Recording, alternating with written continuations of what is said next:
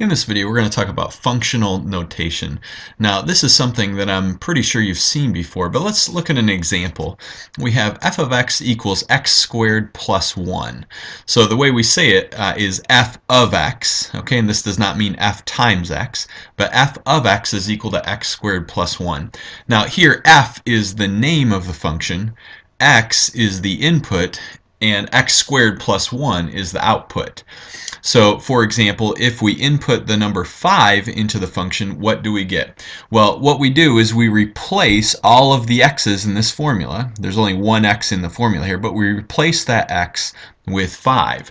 And notice I've done that down here. F of 5 is equal to 5 squared plus 1, or 25 plus 1, which is 26. So we say f of 5 is equal to 26.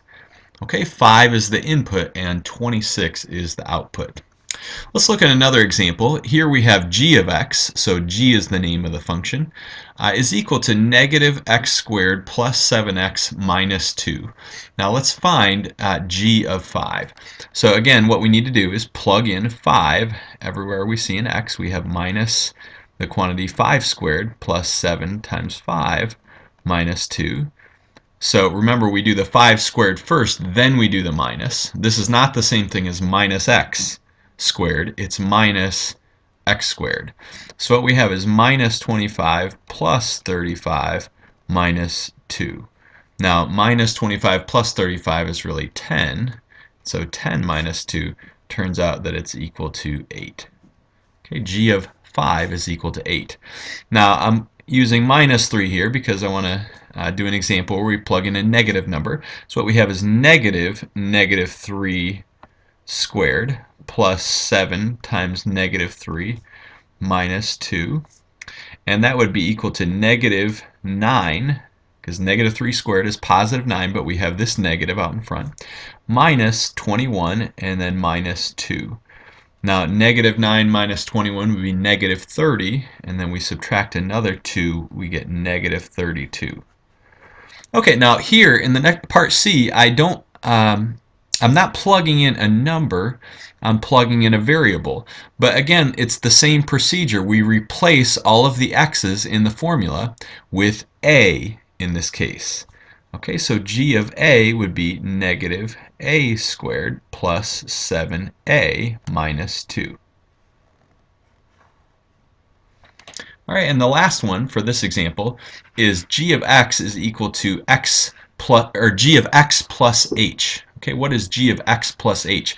So again, we take all of the x's in this formula and we replace them with x plus h. So what we have is g of x is equal to negative x plus h squared plus 7 times x plus h minus 2. Okay, I've replaced each of these x's with x plus h. Okay, now a common mistake that people will make is sometimes they'll just put in the formula for g of x and then they'll tack on a plus h on the end. But that's not what you do. Okay, well, let's simplify this. This really is negative x plus h times x plus h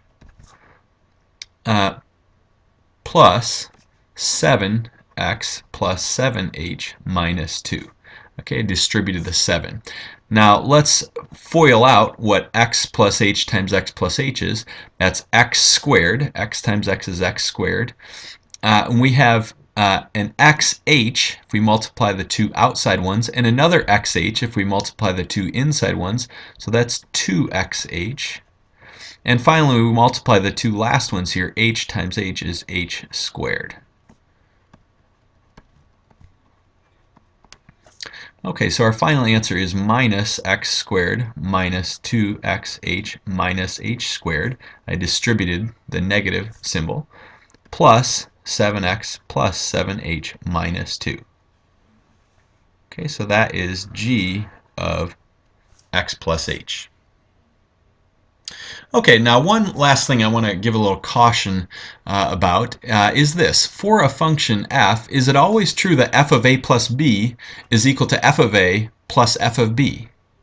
Okay, is that true? It turns out the answer is no.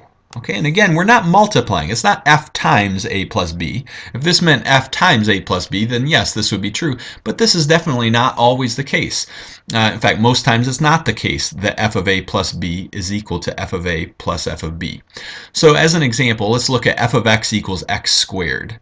Okay, if you plug in 2 into this formula, you get 4 as an output. So f of 2 is 4. Also, f of 3 is 9. Now, what is f of 2 plus 3? Well, f of 2 plus 3 is the same thing as f of 5. Okay, 2 plus 3 is 5. And f of 5 is 25. So is it the case that f of 2 plus 3 is equal to f of 2 plus f of 3? Well, f of 2 plus 3, that was 25. But this is f of 2 is 4. F of 3 is 9. Is it the case that 25 is equal to 4 plus 9? No. Okay, they're not equal to each other. So f of a plus b is usually not equal to f of a plus f of b.